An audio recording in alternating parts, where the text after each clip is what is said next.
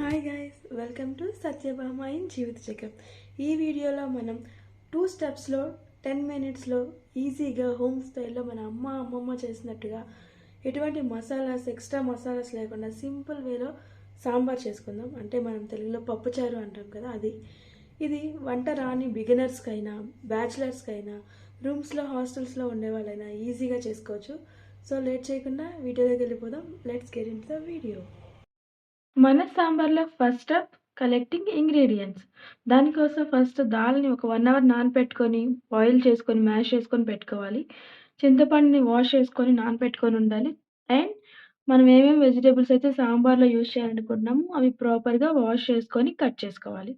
So నేను ఇందులో onions, chilli, carrot, ములగకాయ, దోసకాయ, టొమాటో, పొటాటో ఇవన్నీ యూజ్ చేస్తున్నాను. సో వీటిని పెద్ద పెద్ద ముక్కలుగా కట్ చేసుకోవాలి. చిన్నగా కట్ చేసుకోవాల్సిన అవసరం లేదు. So next step preparation. So ఇవన్నీ రెడీగా ఉంటే ప్రిపరేషన్ అనేది 10 మినిట్సే గైస్.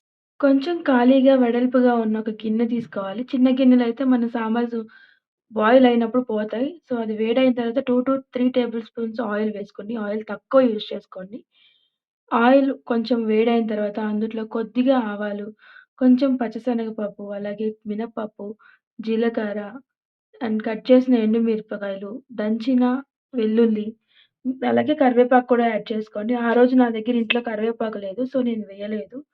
ఇవన్నీ వేసుకొని నెమ్మదిగా తక్కువ మంట మీద స్లోగా కుక్ చేసుకోవాలి. ఫ్రై చేసుకోవాలి ఆయిల్‌లో.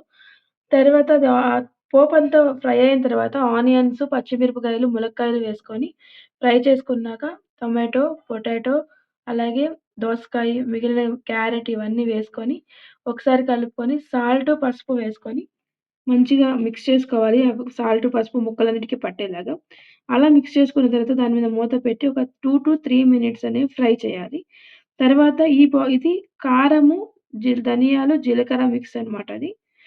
ఆ పొడి వేసుకొని, దాంతో మంచిగా ముక్కలన్నిటికి పట్టేలాగా మిక్స్ చేసుకొని, ఒక 5 మినిట్స్ తర్వాత మనం ఆల్రెడీ నానబెట్టుకున్న చింతపండు నుంచి తీసిన గుజ్జుని వడకడుతున్నాను నేను చూడండి. ఎందుకంటే చింతపండులో ఇసుక ఉంటది. ఆ డస్ట్ అంతా పోవడానికి నేను ఫిల్టర్ చేసి జ్యూస్‌ని మాత్రం దాంట్లో పోస్తున్నాను. ఈ చింతపండు పులుసులో ఆ ముక్కలన్నీ ఒక 2-3 మినిట్స్ ఉడకాలి. చూడండి అలా ఉడుకు పట్టిన తర్వాత దాంట్లో మనం ఆల్రెడీ ఉడకపెట్టుకొని, మెదుపుకొని ఉన్న కందిపప్పు మిక్స్‌ని వేసుకోవాలందులో. అది నేను కొంచెం వాటరిష్‌గా చేస్తాను. నీళ్ళు కొంచెం ఎక్కువ పలచగా చేసుకుంటానది.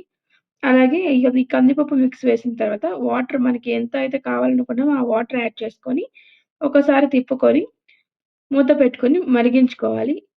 ఈ రసమైనా, సాంబారైనా, చారు ఏవైనా సరే ఎంత మరిగితే అంత టేస్ట్ ఆ సాంబార్‌లోకి దిగుతాయి ముక్కల్లో ఉన్నది. ఈ సాంబార్ ఒక ఉడుకు పట్టిన తర్వాత వాష్ చేసుకున్న కొత్తిమీర ఏసుకొని ఈ స్టేజ్‌లోనే మనం సాల్ట్, కారం ఏమన్నా చేంజెస్ ఉంటే యాడ్ చేసుకోవాల్సినుంటే యాడ్ చేసుకొని, బాగా మరిగించుకోవాలి.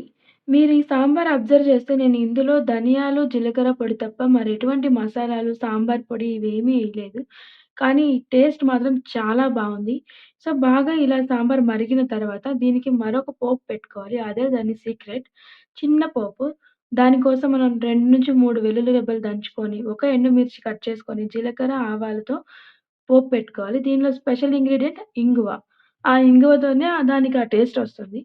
సో, దాంట్లో 2 టేబుల్ స్పూన్స్ ఆయిల్‌లో అవి ఫ్రై చేసుకున్నాక, ఈ వెల్లుల్లిపాయ మంచిగా వేగిన తర్వాత ఇంగువ వేసుకొని, ఆ మిక్స్‌ని సాంబార్‌లోకి యాడ్ చేసుకోవాలి. యాడ్ చేసిన తర్వాత కూడా ఒక 1-2 మినిట్స్ మరగనివ్వాలి. వెంటనే స్టవ్ ఆఫ్ చేసేయకూడదు. సో, ఇలా మరిగించుకున్న సాంబార్‌ని ఒక 5 మినిట్స్ పక్కన ఉంచి, వేడి వేడిగా సర్వ్ చేసుకుంటే టేస్టీ సాంబార్ రెడీ.